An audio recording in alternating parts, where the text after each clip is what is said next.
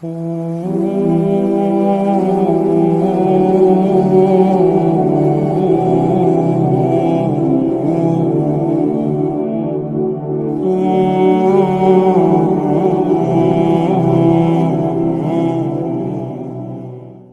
دیکھا جاتا ہے. ایک دائرہ ہے جو ہماری یہ جس کو آج کل نیچرل سائنسز کہا جاتا ہے کہ یہ مادے کی پراپرٹیز اور خصوصیات کے حوالے سے بحث کرتی ہے. اب چاہے مادے کی خصوصیات کیمیائی ہوں، کیمیکل ہوں، یا فزیکل ہوں، یا بایولوجیکل ہوں، یا میکینیکل ہوں، جو بھی مادے کی خصوصیات ہیں، اس میں کیا طریقہ چلتا ہے؟ اس میں تجربے کا طریقہ چلتا ہے. اس میں نہ بیان چلتا ہے نہ عقل چلتا ہے. ہائیڈروجن کے ایٹم میں کتنے الیکٹران ہیں، فلاں نے کیا کہا تھا، فلاں کو چھوڑو، دیکھو کہ تجربہ کیا کہتا ہے. یہ فلاں کے اس میں نہیں ہے. عقل کیا معاملہ ہی نہیں ہے. عقل کا یہ جو ہے دائرہ نہیں. یہ دوسرا علوم کا دائرہ ہے. تیسرا علوم کا دائرہ جو ہے وہ جیسے میتھمیٹک ہے، اس کے کمپوننٹ ہیں، اور فلسفہ ہے. اس میں جو ہے وہ عقلی دلیل چلتی ہے. ہمارے ہاں پڑھایا جاتا ہے، پتہ نہیں 6 7 میں 8 میں ہی پڑھا جاتا ہے، 2 پیرل لائنیں جو ہے لامحدود پیمانے پہ آپ بڑی کریں، آپس میں نہیں ملیں گی. اب نہ اس پہ تجربہ کر سکتے ہیں، نہ اس میں بیان چلے گا. اس میں عقلی دلیل جس کو ہم تھیورم کہتے ہیں وہ چلے. تو 3 دائرے ہیں، ہر ایک میں اپنے اپنے طرح سے تحقیق ہوتی ہے. اب دیکھیں گے کہ یہ جو تصور ہے، تصور خدا ہے، یہ کس طرح کا ہے. پہلے دائرے میں آتا ہے، دوسرے میں آتا ہے، تیسرے میں آتا ہے. اور پھر اسی طرح سے اس کو جو ہے پرکھیں کہ یہ تصور جو بیان کیا جاتا ہے یہ حقیقت رکھتا ہے کہ حقیقت نہیں. یہیں سے ہم چونکہ سارے دین جو ہے، دین کی بنیاد اسی تصور خدا پہ ہے. اول دین معرفت ہو. امیر المومنین علی بن ابی طالب علیہ السلام جو بلاغت ہے، پہلا خطبہ ہے، تو پہلا خطبہ یہی ہے، اول دین معرفت ہو. دین کا جو ابتدا ہے، دین کی جو بنیاد ہے، دین کا جو پہلا درس ہے، وہ اللہ کی معرفت ہے. توحید نہیں، اللہ کی معرفت. کیونکہ اللہ کی معرفت کا کمال جو ہے، کمال و معرفت ہو توحید، کہ اس کا جو کمال ہے وہ توحید ہے. لیکن اول معرفت ہے. معرفت کا مطلب کیا ہے؟ معرفت کا مطلب یہ ہے کہ تصور کیا ہے خدا کا. ٹھیک. اب دیکھیں، پہلے اسی کو طے کرتے ہیں کہ خدا کا تصور کیا ہے. اور خاص طور پہ ہم ظاہر ہے کہ جو تصور دیں گے وہ قرآن مجید کے حوالے سے ہوگا کہ قرآن مجید کیا تصور پیش کرتا ہے. پھر دیکھیں گے کہ اس کو ثابت کر سکتے ہیں کہ نہیں کر سکتے. اللہ تبارک و تعالیٰ کا وجود کوئی تاریخی واقعہ نہیں ہے کہ ہم اس کو بیانات میں دیکھیں کہ پرانے لوگوں نے کیا کہا ہے، سب سے قدیم لوگوں نے کیا کہا ہے. سب سے قدیم جو تہذیب تھی، مثلا جو دریافت ہوئی ہے آج کل، اس میں کیا بیان ہوا ہے. یہ کوئی تاریخی واقعہ نہیں ہے. اچھا، کیا یہ جو ہے وہ جسمانی کوئی مادی چیز ہے کہ اس کو تجربے کے ذریعے سے جو ہے وہ، اور جس کو کہتے ہیں حواس کے ذریعے سے انسان محسوس کرے. بہت سارے ادیان ہیں جن کا خدا کا تصور اس دائرے میں آتا ہے. بہت سارے ادیان، مثلا عیسائیت، یہودیت جو ہے، یا ہندو جو ہے، یہ تقریباً اسی دائرے میں آتے ہیں کہ وہ خدا کا تصور ایک جسمانی تصور ہے. ایک جسمانی تصور ہے.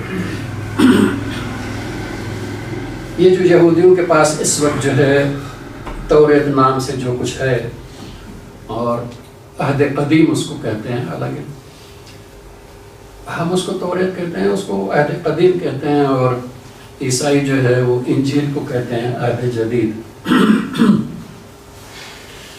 تو ہمارے ہاں تو توریت اور جو اصل تصور ہے اس کا وہ یہ کہ اللہ تبارک و تعالیٰ کی طرف سے کتاب نازل ہوئی. جبکہ یہ جو اس وقت موجود ہے توریت کے نام پہ جو کتابیں ہیں ان کے پاس، وہ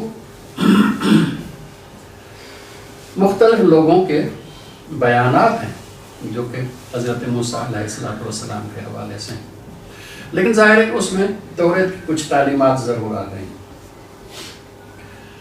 کہ حضرت موسیٰ نے یوں فرمایا تو اس میں توریت کی تعلیمات بھی بیان ہو گئی ہیں کچھ نہ کچھ جو ہے۔ اس لیے اللہ تبارک و تعالیٰ کہتا ہے کہ یہ قرآن مجید جو ہے وہ تصدیق ہے اس کی کہ جو پرانے کتابوں میں سے تمہارے پاس بچا ہوا ہے۔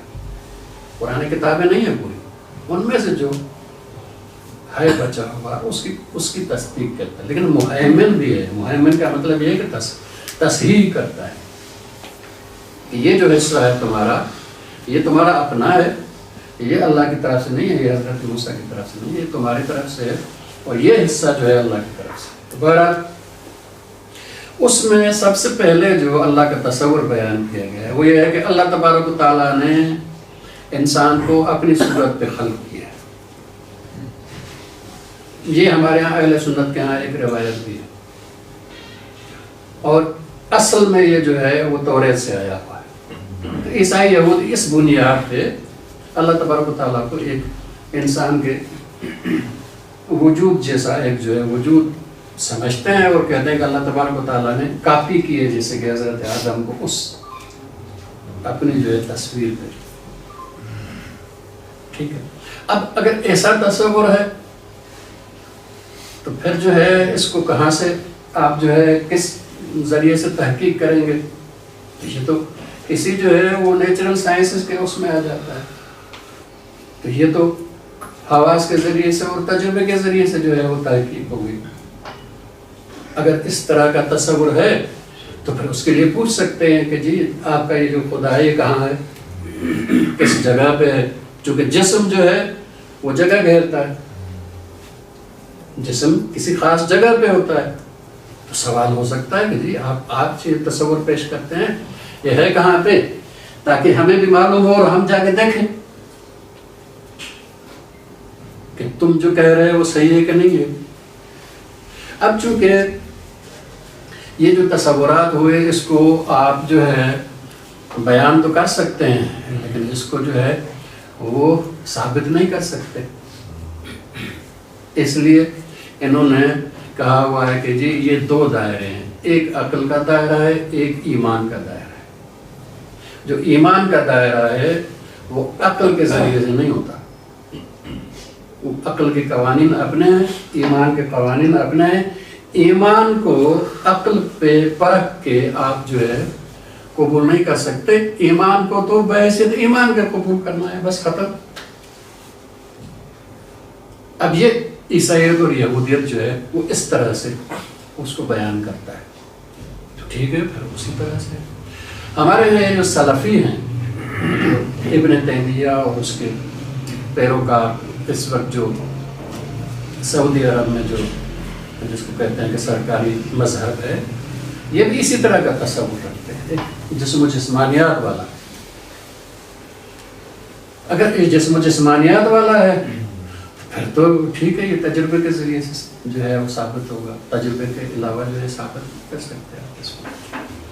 جب آپ کہتے ہیں کہ وہ بیٹھتا ہے، وہ آتا ہے، وہ جاتا ہے، اس کے ہاتھ ہیں، اس کے پاؤں ہیں، اس کے چہرہ ہے، اس کا سب یہ ہے، تو پھر تو یہ تصور جو ہے وہ عقل کے ذریعے ثابت ہونے والا نہیں ہے، عقل کے اس علوم کے دائرے میں نہیں آتا، یہ تو اس دائرے میں آتا ہے جو نیچرل سائنسز ہیں۔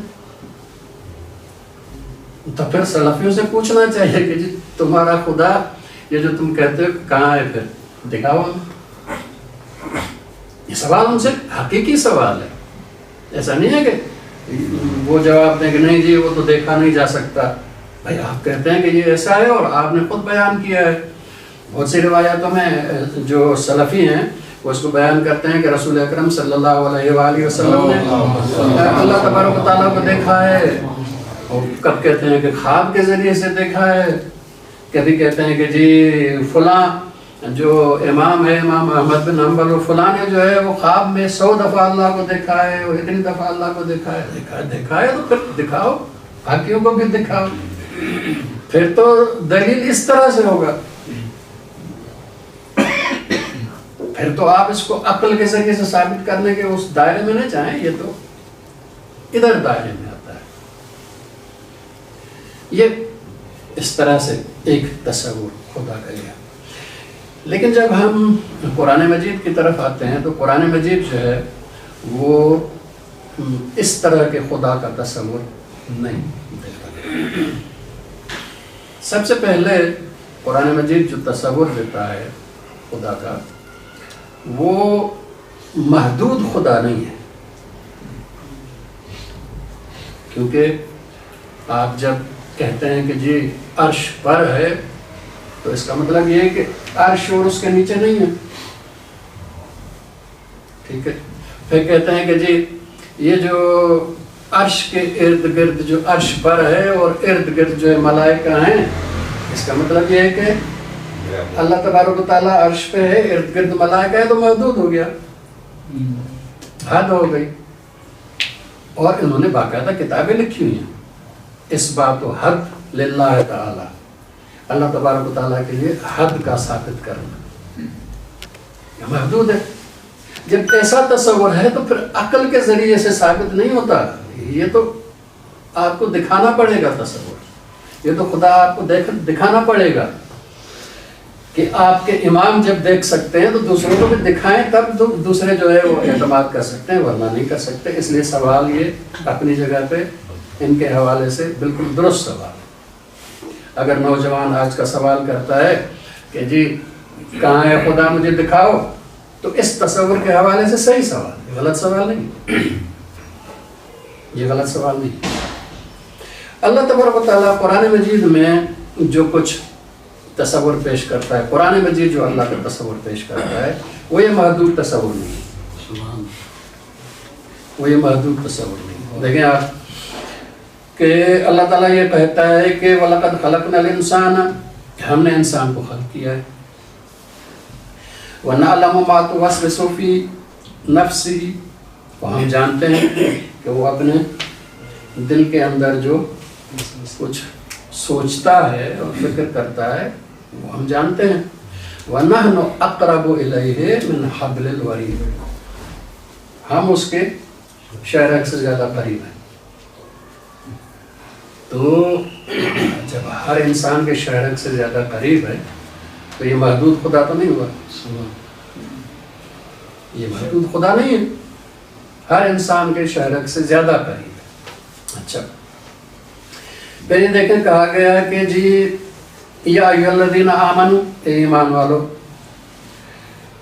استجیبوا للہ وللرسول، خدا جب تمہیں کوئی حکم دے اور رسول جب تمہیں کوئی بلائے تو لبیک کہو. اذا دعاکم لما یحییکم، وہ تمہیں ایسی چیز کی طرف جو ہے بلا رہے ہیں جو جس میں تمہاری زندگی ہے.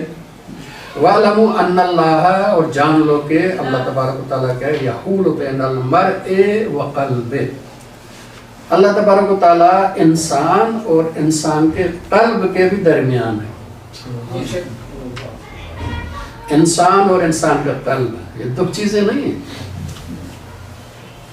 اس کے بھی درمیان ہے. اس کے درمیان ہے، اس کا مطلب کیا ہے؟ مطلب یہ کہ کبھی سوچتا ہے، چاہتا ہے، لیکن ہم جو ہے اس کا قلب بدل دیتے ہیں، نہیں چاہتا. تو اس کا قلب ہمارے قبضے میں ہے، اس کے قبضے میں نہیں ہے.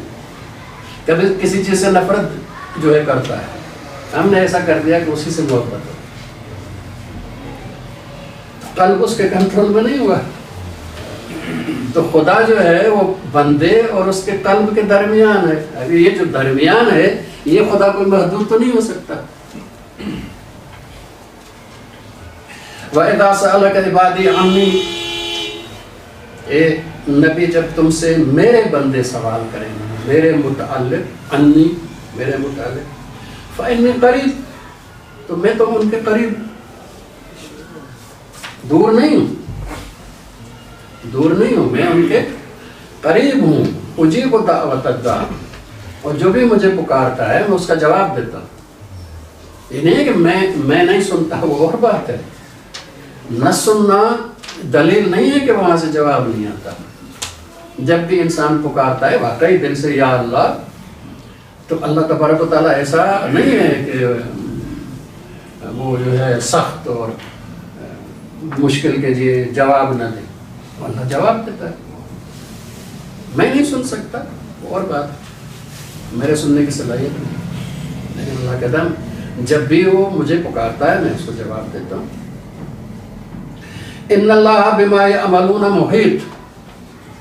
اللہ تبارک و تعالیٰ جو انسان عمل کرتا ہے اللہ اس کے محیط ہے.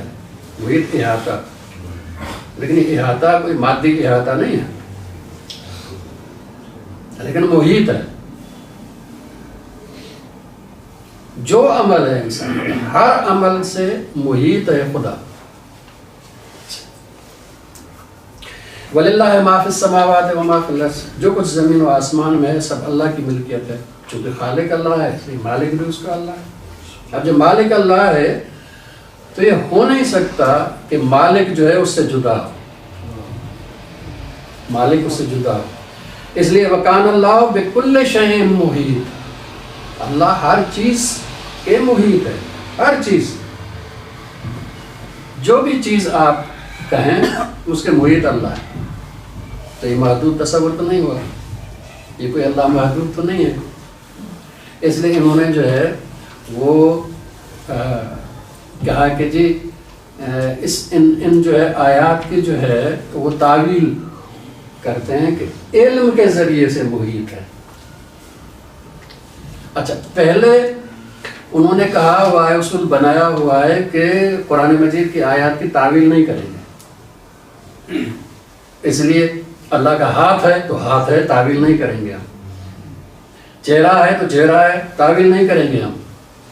اچھا, وہاں پہ کہتے ہیں تعویل نہیں کریں گے, لیکن یہاں پہ آگے پر کہتے ہیں تعویل کریں گے. علم کے ذریعے سے محیط ہے. تو اس کا مطلب یہ ہے کہ ان آیات کو وہ جو ہاتھ اور پاؤں اور اس والے ہیں ان کو انہوں نے جو ہے محکم تصور کیا ہے, اور ان کو جو ہے متشابہ تصور کیا ہے. اس لیے ان کو پلٹاتے ہیں اس کی طرف, جب ان کو پلٹانا چاہے اس طرف. یہ بالکل واضح تصور ہے اللہ تبارک و تعالیٰ. اچھا, پھر کہا کہ الا انہم فی مریۃ من لقاء ربہم. یہ جو کافرین ہیں یہ خدا سے ملاقات کا انکار کرتے ہیں. خدا سے نہیں ملیں گے, ہم مر کے ختم ہو جائیں گے. آخرت نہیں ہے جا کے خدا کی بارگاہ میں ہمیں سوال و جواب دینا پڑے اور اعمال کا حساب دینا. مر کے ختم. یہ ملاقات خدا کے جو ہے وہ منکر ہیں, اس میں شک کرتے ہیں. الا انہ بکل شیء محیط. اللہ تبارک و تعالیٰ ہر چیز کے محیط, ہر چیز. واللہ محیط بالکافرین. اور خاص طور پہ کافرین سے محیط ہے. جب کافرین کے محیط ہے تو پھر جو ہے اچھا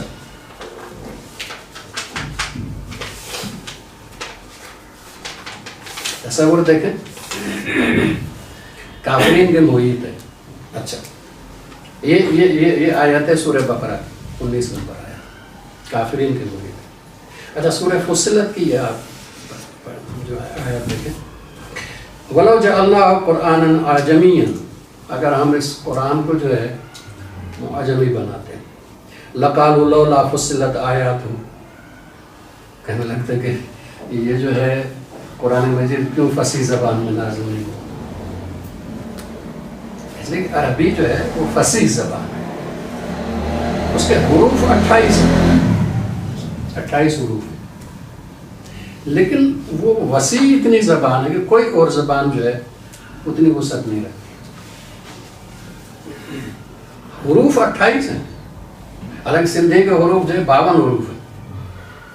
تو وسیع زبان تو سندھی ہونا چاہیے عربی سے زیادہ, کیونکہ حروف اس کے زیادہ ہیں, لیکن نہیں, وسیع جو ہے عربی.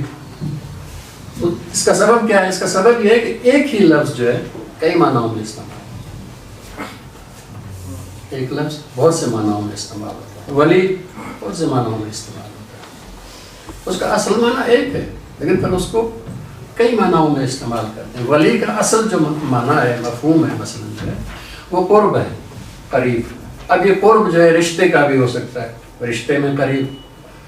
اس لیے باپ بیٹے کو ولی کہتے ہیں. یا یہ رشتہ جو ہے قرب جو ہے وہ آقا اور غلام کا بھی ہو سکتا ہے، اس لیے آقا اور غلام کو بھی ولی اور مولا کہتے ہیں. یہ قرب جو ہے رعیت اور حاکم کا بھی آپس میں ہو سکتا ہے، اس لیے حاکم کو بھی ولی کہتے ہیں. اصل معنی ایک ہے لیکن پھر اس کے استعمال اتنے زیادہ بن جاتے ہیں کہ اسی حوالے سے وسیع جو ہے زبان ہے. تو کہتے ہیں کہ اگر ہم اس کو عجمی زبان میں نازل کرتے قرآن کو تو پھر اعتراض کرتے کہ یہ فصیح زبان میں کیوں نازل نہیں ہوا. یعنی کیا مطلب؟ انہوں نے خامخواہ اعتراض کرنا ہی ہے. اب جو کہہ رہے ہیں اگر اس طرح ہم نازل کرتے تو پھر وہ الٹ وہ جواب وہ جو ہے اعتراض کرتے.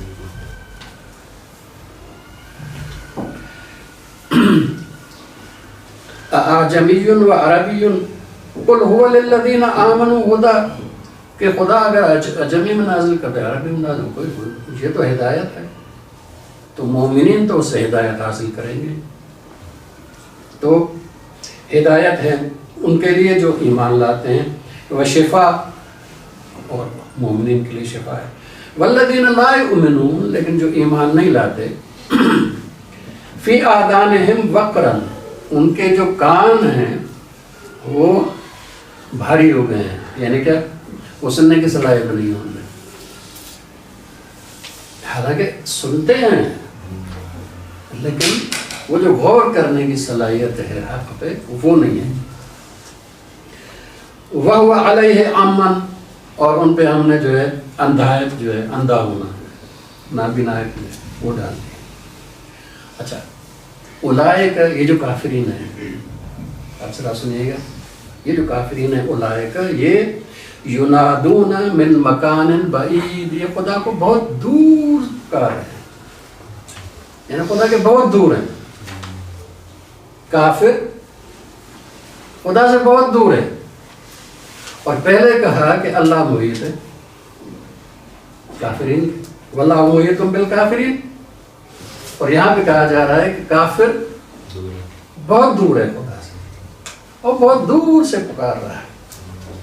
بہت دور سے جب پکارا جاتا ہے اس کی آواز نہیں پہنچتی. تو اس کا مطلب یہ ہے کہ یہ اس طرح کی مادی وہ چیزوں کا نہیں ہے کہ وہ قریب ہے تو یہ بھی قریب ہوگا، کیونکہ یہ مادی جو ہے وہ قرب ہے. اگر ایک چیز دوسرے کے قریب ہو تو لازماً دوسری اس کے قریب ہوگی، لیکن یہ وہ قرب نہیں ہے. اس لیے خدا تو قریب ہے لیکن یہ قریب نہیں ہے. لیکن جو خدا کے بندے ہیں وہ قریب ہیں، لیکن جو کافرین ہیں وہ بعید ہیں. اس کا مطلب یہ ہے کہ یہ قرب اور بود جو ہے وہ مادی اور اس طرح کا نہیں ہے، جسمانی نہیں ہے. اگر جسمانی ہوتا تو پھر جو ہے خدا جب سب سے قریب ہے تو پھر کافر بھی قریب ہوتے، لیکن نہیں، خدا تو قریب ہے لیکن کافر خدا کے قریب نہیں ہے. جبکہ مومنین کے حوالے سے خدا بھی قریب ہے اور مومنین بھی قریب ہے. اذا سألک عبادی انی، جب میرے بندے تم سے سوال کریں تو جب میرے بندے ہو گئے تو وہ قریب ہے، لیکن جو کافر ہے بہت دور ہے. لیکن خدا دونوں کے قریب ہے، خدا دونوں کے قریب ہے. تو اس کا مطلب یہ قریب اور بود جو ہے جسمانی نہیں ہے. اگر جسمانی ہوتا اور محدود ہوتا تو پھر تو جو ہے وہ دونوں ایک جیسے ہوتے. اچھا، اب ذرا دیکھیں کیا کہا جا رہا ہے. لقد کفر الذین قالوا ان اللہ ثالث ثلاثۃ، کہ جن لوگوں نے کہا کہ اللہ تین میں سے تیسرا ہے وہ کافر.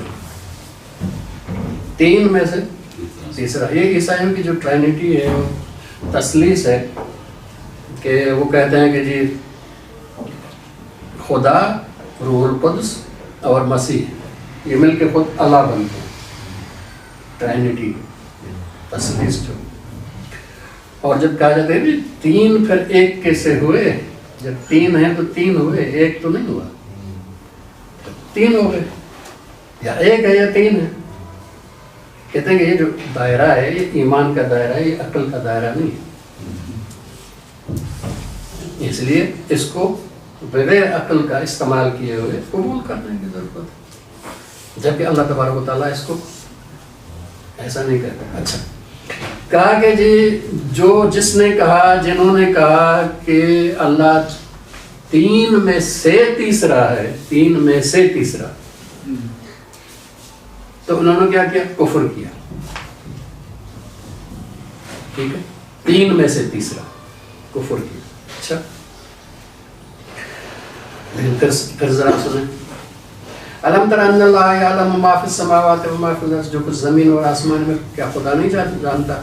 وما یکون من نجوا ثلاثۃ الا وهو رابعهم، اگر 3 آدمی کہیں پہ بیٹھ کے آپس میں نجوا کر رہے ہوں اور یہ سمجھ رہے ہیں کہ کوئی چوتھا نہیں ہے ہمارے پاس، تو 3 کے ساتھ چوتھا خدا ہے۔ یہ ذرا دیکھیں کیا ہے، 3 میں سے تیسرا خدا ہے، کفر ہے، لیکن 3 کے ساتھ چوتھا خدا ہے، یہ توحید ہے۔ 3 میں سے اگر تیسرا خدا تو یہ کفر ہے، لیکن 3 کے ساتھ چوتھا خدا یہ توحید ہے۔ اس کا مطلب کیا ہے؟ اس کا مطلب یہ ہے کہ اگر آپ ایک قطار بنائیں اور کہیں کہ جی یہ 3 ہیں، تو خدا کو اسی قطار میں لے آئے نا۔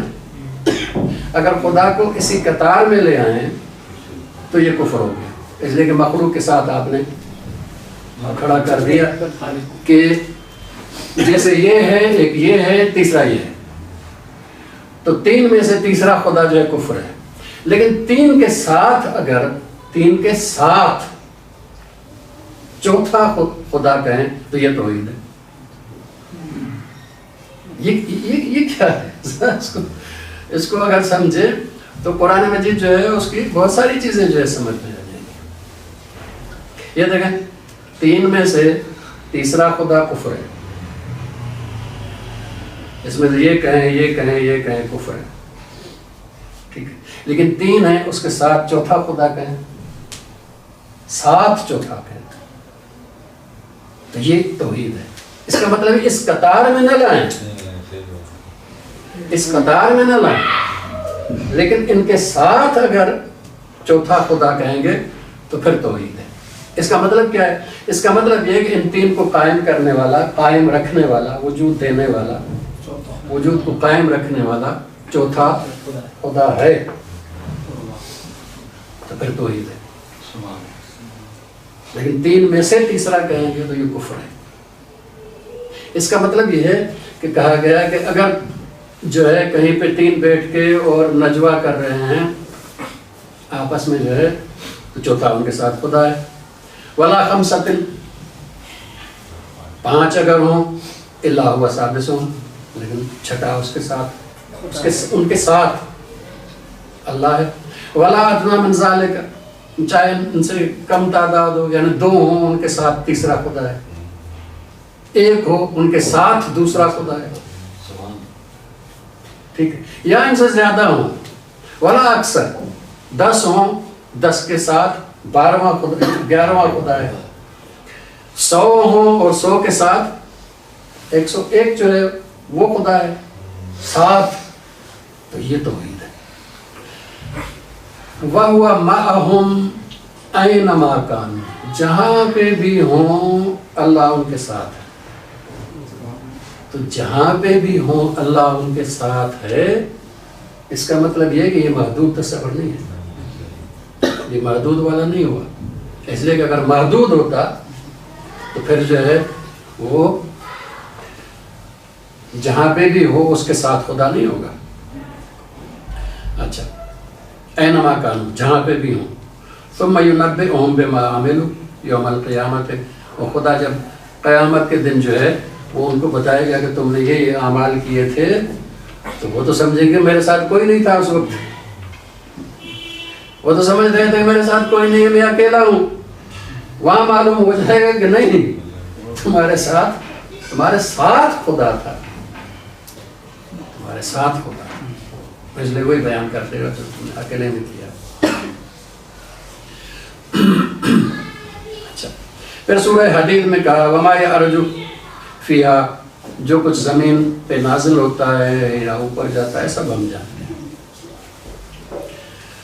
هو الذی خلق السماوات والارض فی ستۃ ایام، اللہ تبارک و تعالیٰ وہ ہے جس نے زمین و آسمان کو 6 ادوار میں خلق کیا ہے.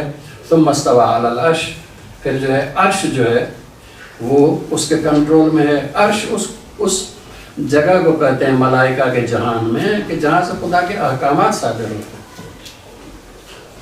یہ ملائکہ کے جہان میں ایک جگہ ہے جہاں سے خدا کے احکامات صادر ہوتے ہیں ملائکہ کے لیے. وہ ملائکہ وہ کائنات میں کام کرتے ہیں، اس کو جو ہے وہ عرش کہا جاتا ہے. تو اس پہ بھی اللہ کا جو ہے کنٹرول ہے. یعلم ما یلج فی الارض، جو کچھ زمین میں جاتا ہے وہ بھی خدا جانتا ہے. وما یخرج منہ، جو اس میں سے نکلتا ہے وہ بھی جانتا ہے. وما ینزل من السماء، آسمان سے جو نازل ہوتا ہے وہ بھی جانتا ہے. وما یعرج فیہا، جو آسمان کی طرف بلند ہوتا ہے وہ بھی جانتا ہے. وَهُوَ مَعَكُمْ أَيْنَمَا كُنْتُمْ، تم جہاں پہ بھی ہو اللہ تمہارے ساتھ. یہ جو ساتھ ہے یہ توحید ہے، یہ خدا کا تصور ہے. تو قرآن مجید کا جو تصور ہے خدا کا، وہ تصور جو ہے وہ یہ سلفیوں والا اور یہ عیسائی اور یہودیوں والا نہیں ہے. اس لیے آپ اس میں کون سا تحقیق کا طریقہ چلے گا؟ یہ تو طریقہ نہیں چلے گا یہ جو نیچرل سائنسز والا ہے. اسے قرآن کا تصور خدا کا وہ نہیں ہوا. ہاں اگر وہ کوئی سلفی ہے تو پھر اس سے کہا جا سکتا ہے کہ جی پھر اسی طرح سے ثابت کرو خدا کو. اگر تمہارا تصور ایسا ہے تو پھر ثابت بھی اسی طرح، پھر تحقیق بھی اس میں اسی طرح سے ہوگی. لیکن اگر خدا کا تصور اس طرح کا ہے تو پھر تو اس طرح سے ثابت نہیں ہوگا. پھر کیسے ثابت ہو؟ کیسے ہم تحقیق کریں اس میں؟ قرآن مجید نے ایک آیت دی ہے، اگر جو ہے اس کو آپ جو ہے دیکھیں، اس لائن میں ایک اور آیت بھی آپ کے خدمت میں یہ دیکھیں وَلِلَّهِ الْمَشْرِقُ وَالْمَغْرِبُ. یہ قبلے کے احکام میں جو ہے وہ سورہ بقرہ میں جہاں پہ قبلے کی تبدیلی اور جو ہے خواہ کے جو اعتراضات ہوئے تو اس پہ اللہ نے کہا کہ جی اگر مشرق کی طرف مشرق ہے یا مغرب ہے دونوں خدا کی ملکیت، سب خدا کی ملکیت ہے. اینما تولوا فثم وجہ اللہ، جہاں جس طرف تم منہ کرو گے اس طرف خدا ہے. تو یہ خدا کا تصور جو ہے وہ محدود والا نہیں. اس لیے کہ اب پتہ ہے کس طرح سے جو ہے عجیب طرح سے جو ہے ان کا جو وہ دلائل بھی آپ دیکھیں گے سلفیوں کے عجیب ہیں. دلیل کیا ہے؟ دلیل یہ ہے کہ دیکھیں جی عام آدمی بھی جب اللہ کہتا ہے تو یوں کہتا ہے اللہ، تو اس کا مطلب اوپر ہے اللہ، نیچے نہیں. یہ دلیل ہے کہ اللہ اوپر ہے نیچے نہیں ہے. وہ کہتے ہیں زمین پہ بت ہیں، وہ عرش پہ خدا ہے.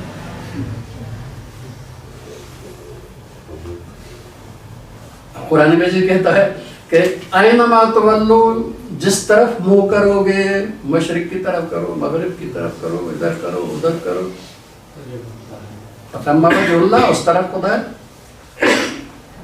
تو محیط ہوا نا خدا. تو یہ تصور جو ہے وہ سلفی تصور نہیں.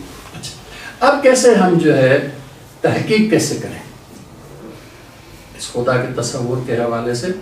کیسے تحقیق کریں گے تصور درست ہے نہیں؟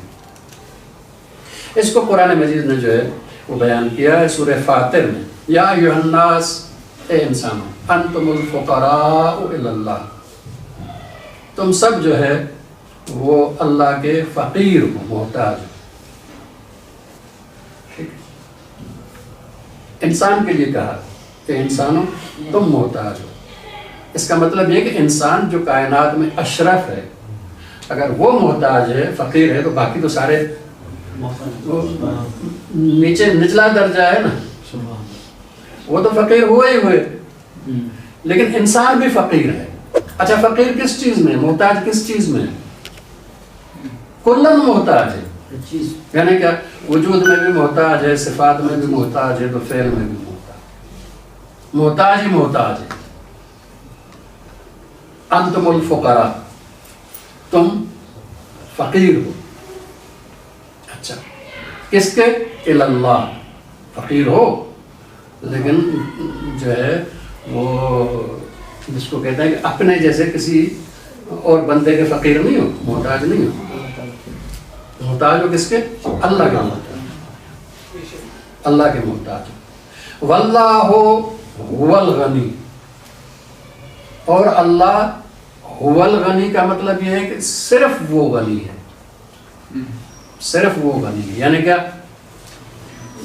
جو محتاج نہیں ہے، جو غنی ہے وہ صرف اللہ ہے ایک بس.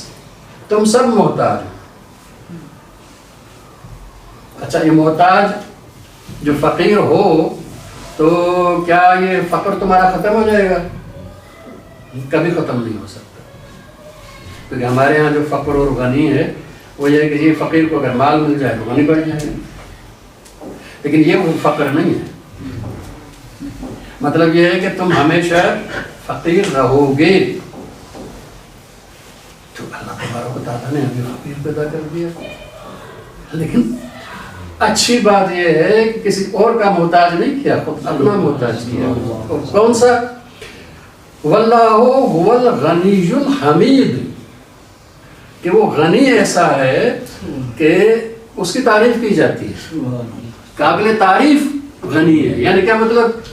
کہ وہ دینے میں کبھی جو ہے وہ کنجوسی نہیں کرتا کہ میں فقیر ہوں تو ایک تو یہ ہے کہ جی مانگنا، جب مانگیں گے تو عزت چلی جائے گی، لیکن خدا وہ ہے کہ اگر مانگیں تو عزت بن جاتی ہے، چلی نہیں جاتی. کسی اور سے مانگے تو عزت چلی جائے گی، لیکن خدا سے مانگے تو عزت بن جاتی ہے. اچھا کسی اور سے مانگے، ایک دفعہ مانگے، دو دفعہ مانگے، ناراض ہو جاتا ہے، لیکن خدا سے جتنی بار اگر زیادہ مانگے تو وہ راضی ہوتا ہے. تو غنی الحمید ہے، وہ ایسا غنی ہے کہ قابل تعریف ہے، قابل تعریف ہے. اس لیے تمہارا فقر ختم نہیں ہو سکتا. اب کیا مطلب ہے؟ اس کا مطلب یہ ہے کہ ہم دیکھیں یہ کائنات فقیر ہے کہ غنی ہے. اگر تو یہ کائنات اور اس کا اشرف انسان غنی ہے تو پھر خدا نہیں ہے، پھر خدا کا کوئی تصور نہیں. لیکن اگر یہ ثابت ہو گیا کہ یہ انسان فقیر ہے تو کوئی غنی ہے جو اس کا فقر ختم کر رہا ہے. اب یہ اس طرح سے تحقیق کا طریقہ ہے خدا کے حوالے. اس طرح کا خدا جو ہے، یہ جو تصور خدا کا ہے جو قرآن مجید نے دیا ہے، اس کو آپ نہ تاریخ کے ذریعے سے جو ہے وہ سمجھ سکتے ہیں، نہ آپ جو ہے تجربے اور حواس کے ذریعے سے سمجھ سکتے ہیں. اس کو آپ قرآن مجید کہتا ہے کہ اس طرح سے آپ جو ہے وہ تحقیق کر سکتے ہیں کہ اپنے اوپر تحقیق کریں کہ تم جو ہے محتاج ہو کہ غنی ہو. اگر ثابت ہو گیا کہ تم محتاج ہو تو پھر کوئی غنی ہے جس نے تمہیں وجود جو دے رہا ہے اور صلاحیتیں بھی دے رہا ہے اور صفات بھی دے رہا ہے، اور یہ ہے. اگر ثابت ہو گیا کہ جی انسان غنی ہے تو پھر خدا کا تصور ختم، پھر خدا کا تصور نہیں، پھر خدا کی ضرورت نہیں.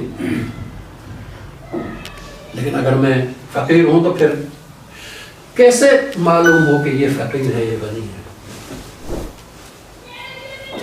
غنی اور فقیر کی صفات کیا ہوتی ہے؟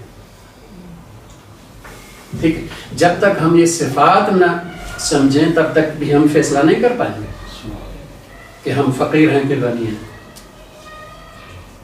اس کا مطلب یہ ہے کہ پہلے مرحلے میں ہم نے یہ سمجھنا ہے کہ غنی کی صفات کیا ہے اور فقیر کی صفات کیا ہے. جب ہم دونوں کی صفات سمجھ لیں گے تو غنی سے فقیر اور فقیر سے غنی کو جدا کر سکیں گے. ٹھیک، اب جب یہ ہمیں معلوم ہو گیا تو وہ صفات اپلائی کر کے ہم دیکھیں گے کہ انسان فقیر ہے کہ غنی ہے. اگر انسان فقیر ہے تو غنی کا ہونا لازمی ہے، اگر غنی ہے تو پھر فقیر نہیں، پھر ضرورت نہیں. یہ ہے خدا کا یہ جو قرآنی تصور ہے، اس کو ثابت کرنے اور اس پر تحقیق کرنے کا جو ہے وہ طریقہ. اچھا یہ جو ہے یہ کیا تجربہ کے ذریعے سے ہے یا تاریخ؟ نہیں، یہ عقل کے ذریعے سے. یہ عقل کہ عقل کے ذریعے سے آپ پہچانیں گے غنی کی صفات اور فقیر کی صفات، اور پھر دیکھیں گے کہ ہمارے اندر جو ہے وہ غنی کی صفات ہیں کہ فقیر کی صفات. اگر ثابت ہو گیا کہ غنی کی صفات ہیں تو خدا کا تصور یہ قرآن تصور نہیں ہے، پھر ایسا خدا نہیں ہے، پھر اس طرح کا خدا نہیں ہے. ہو سکتا ہے کسی اور طرح کا خدا ہو، لیکن جو قرآن نے تصور دیا پھر وہ خدا ثابت نہیں ہوگا. لیکن اگر انسان جو ہے فقیر ثابت ہو جائے تو پھر خدا کا تصور ثابت ہو. پھر یہ نہ کہیں کہ دکھاؤ، کیوں؟ اس لیے کہ وہ اس دائرے میں نہیں آتا، وہ اس دائرے میں آتا. وہ تصور قرآن مجید نے جو دیا وہ علوم کے وہ بیچ والے دائرے میں نہیں آتا، وہ عقل والے دائرے میں آتا ہے. جس طرح ہم نے کہا کہ جی میتھمیٹکل میں بیان کرتے ہیں کہ دو پیرل لائنیں لامحدود پیمانے پہ آپ جو ہے وہ لمبی کریں، آپس میں نہیں کریں. تو یہ تجربے کے ذریعے سے نہیں ہوگا، یہ تو تاریخ کے ذریعے عقلی تھیورم اس کو آپ ثابت کریں کہ آپس میں لائنیں ملتی کون سی ہیں اور نہ ملتی کون سی ہیں. ٹھیک ہے، اس کی صفات کیا ہیں، اس کی صفات کیا ہیں، پھر دیکھیں گے یہ جو ہے اس میں کون سا ہوتا ہے. بالکل اسی طرح سے قرآن مجید نے کہا یہ جو پوری کائنات ہے یہ فقیر ہے اور صرف ایک غنی ہے، صرف ایک غنی ہے بس. هو الغنی الحمید، یعنی کہ غنی محدود ہے صرف اس میں. یہ یہودیوں کے حوالے سے ایک جو ہے وہ تصور ہے کہ اللہ تبارک و تعالیٰ نے قرآن مجید میں دو جگہ پہ کہا ہے کہ جی کون ہے جو اللہ کو قرض دے گا. من ذا الذی یقرض اللہ قرضا حسنا، کون ہے جو اللہ کو قرض حسنا دے. تو یہودیوں نے یہاں سے اٹھا کے کہا کہ دیکھو خدا قرض مانگتا ہے، کس سے مانگتا ہے؟ ہم سے مانگتا ہے. اس کا مطلب ہے کہ ہم غنی ہیں، خدا فقیر ہے. تو کہنے لگے کہ ان اللہ فقیر و نحن اغنیاء، کہ اللہ فقیر ہے ہم غنی ہیں. اللہ نے کہا کہ ہم نے یہ ان کی بات جو ہے وہ لکھ لی ہے. ایک یہ بات، اور انہوں نے جو انبیاء کو قتل کیا وہ بھی ہم نے لکھ لیا. اس کا مطلب یہ کہ یہ بات جو ہے وہ اتنی اہم ہے جتنا انبیاء کو قتل کرنا. اس لیے کہ بھائی خدا کو آپ مذاق بنا رہے ہیں، جبکہ خدا کہتا ہے کہ کون ہے جو خدا کو قرض دے، اور کیوں؟ اس کا سبب بھی بتا دیا تاکہ خدا اس کو کئی گنا بڑھا کے واپس کر دے، اس کا اجر. پر تمہیں دینے کے لیے، بڑھانے کے لیے وہ خدا قرض مانگتا ہے، دیکھیں اس کو کوئی ضرورت ہے. کون ہے جو خدا کو قرض دے؟ وہ قرض حسنہ. قرض حسنہ کا مطلب کیا ہے؟ حسنہ کا مطلب ہے کہ جتنا دیا ہے اتنا ہی واپس لوں گا. اگر زیادہ کی شرط ہو تو سود ہو گیا نا، پھر بیاج ہو گیا. لیکن اللہ کیا کہتا ہے؟ دو قرض حسنہ، تمہاری نیت تو یہ ہو، لیکن ہم کیا کئی گنا اس کو بڑھا کے دیں گے. اور لے اس لیے رہے ہیں تاکہ کئی گنا بڑھا کے دیں ہم آپ کو. یہ خدا کا نظام ہے. ایسا نہیں ہے کہ خدا کو کوئی ضرورت ہے، جو نہیں، تمہیں ضرورت ہے بڑھنے کی. اپنی ملکیت جو ہے، اپنی جو چیزیں ہیں، مالکیت جس میں ہے اس کو بڑھانے کی تمہیں ضرورت ہے. تو بڑھانے کے لیے خدا کہتا ہے کہ ہمارے نظام کو تو ہم تمہیں بڑھا کے دیں گے. تو کہا کہ جی صرف وہ غنی ہے، باقی سب فقیر ہے. اس لیے اگلے درس میں ہم یہ دیکھیں گے سب سے پہلے کہ فقیر و غنی کی جو ہے وہ خصوصیات کیا ہیں، تاکہ پہچان سکے دونوں کو دوسرا جدا جدا. پھر ہم اپلائی کریں کہ یہ انسان اور کائنات جو ہے فقیر ہے کہ غنی ہے. اگر ثابت ہو گیا کہ غنی ہے تو خدا کا وہ تصور جو پرانی تصور ہے وہ ثابت نہیں ہے. لیکن اگر ثابت ہو گیا کہ انسان جو ہے وہ فقیر ہے تو پھر خدا کا تصور ثابت ہو گیا. یہ ہمارا اگلا جو ہے انشاءاللہ جو ہم کریں گے درس اس میں اس طرح سے یہ تصور کو جو ہے وہ ثابت کرنے یا نہ کرنے کے حوالے سے جو ہے بات ہوگی. انشاءاللہ ہم اگلے درس میں اس کو کمپلیٹ کر لیں گے اور پھر دیکھیں گے کہ خدا کی جو صفات ہیں وہ کس طرح سے ہیں، تاکہ جو ہمارا دین ہے وہ ان صفات پہ ہے. دین کی پوری بنیاد جو ہے وہ اللہ تبارک و تعالیٰ کی یا حکمت پہ ہے یا عدل پہ ہے. حکمت اور عدل جو ہے وہ دو ایسی صفتیں ہیں خدا کی کہ باقی جتنی صفات ہیں، رحمان ہے، رحیم ہے، کریم ہے، ستار ہے، غفار ہے، جو بھی ہے، خالق ہے، رب ہے، جو بھی ہے، ان سب صفات پہ یہ دو صفات حاوی ہیں. کون سی؟ حکمت اور عدل. اللہ رحمان ہے لیکن اس کی رحمت حکمت کے ساتھ ملتی ہے، عدل کے ساتھ. عدل کے خلاف نہیں ہوگی، حکمت کے خلاف نہیں ہوگی. اللہ خالق ہے لیکن حکمت کے ساتھ خلق کرتا ہے، عدل کے ساتھ خلق کرتا ہے. تو یہ خدا کا تصور جو حکمت اور عدل والا ہے، اس کی بنیاد پہ سارا دین کھڑا ہوا. دین کا پورا تصور ان دو صفات پہ کھڑا ہوا. اس لیے جب تک ہم پھر اس طرف نہیں جائیں گے دین ثابت نہیں ہوگا. اللہ تبارک و تعالیٰ نے ہمیں خلق کیا، ٹھیک ہے، خلق کیا، وہ بیکار خلق کرتی ہے کیا؟ نہیں ہو سکتا. حکمت کے خلاف ہے نا، تو پہلے حکمت تو ثابت کریں کہ جو عقل مند ہوتا ہے وہ کبھی جو ہے وہ بیکار کام نہیں کرتا ہے. جو حکیم ہوتا ہے وہ بیکار کام نہیں کرتا، بے مقصد کام نہیں کرتا. تو پہلے تو حکمت ثابت کریں نا، پھر جو ہے ہوگا. اللہ تبارک و تعالیٰ نے انسان کو یہاں پہ بھیجا اور صحیح اور غلط نہیں بتایا، اپنی رضا اور ناراضگی نہیں بتائی، لیکن قیامت کے دن کہا کہ مجھے تم نے ناراض کیا ہے، میں تمہیں جہنم میں بھیج رہا ہوں. تو کر سکتا ہے کہ نہیں کر سکتا؟ اگر عادل نہ ہو تو پھر کر سکتا ہے کہ ہمیں یہاں پہ نہ بتائے کہ کس چیز میں راضی ہے، کس چیز میں ناراض ہے. لیکن قیامت کے دن ہمیں کہ تم نے یہ کام کیا، میں ناراض ہوں تم پہ، جاؤ جہنم میں. تو یہ عدل کے خلاف ہے نا، کہ بغیر بتائے جو ہے وہ سزا دینا، یہ عدل کے خلاف ہے. پہلے تو عدل ثابت کریں. تو جب تک عدل اور حکمت ثابت نہیں ہوگی دین ثابت نہیں ہوگا. دین کی پوری عمارت جو کھڑی ہے وہ اللہ کی صفات پہ کھڑی ہے، اور یہ صفات جو ہے وہ بنیادی طور پہ سمجھنے کی ضرورت ہے. انشاءاللہ ہم جو ہے اسی کو آگے بڑھائیں گے اور آسان زبان میں، جو ہماری عمومی زبان ہوتی ہے. ورنہ یہ ہے کہ اس کو اگر فلسفی اور جو حوزے اور اس کی زبان ہوتی ہے اس میں اگر بیان کریں تو تھوڑی دیر کے بعد آپ سارے سوئے ہوئے ہوتے ہیں. تو عام جو زبان ہے اسی زبان میں ہم جو ہے بیان کریں گے تاکہ ہمارے لیے جو ہے آسانی ہو. انشاءاللہ اللہ تبارک و تعالیٰ توفیق عنایت فرمائے اور دین اسلام کو سمجھنے کی اور خاص طور پہ قرآنی جو تصورات ہیں ان کو سمجھنے کی توفیق.